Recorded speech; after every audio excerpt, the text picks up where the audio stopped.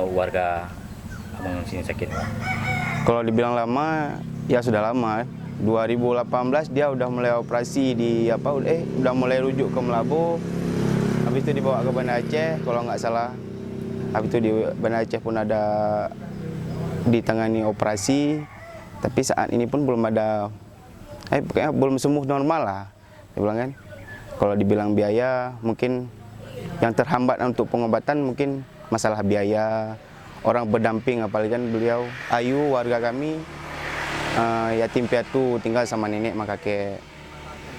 Dan harapan kami sebagai aparat desa untuk warga kami, harapan kami untuk pemerintahan Aceh Jaya, setidaknya adalah pertolongan untuk pengobatan Ayu, supaya dia bisa sembuh seperti biasa lagi, dan bisa mengaktivitas seperti biasa lagi sebelum sakit seperti ini.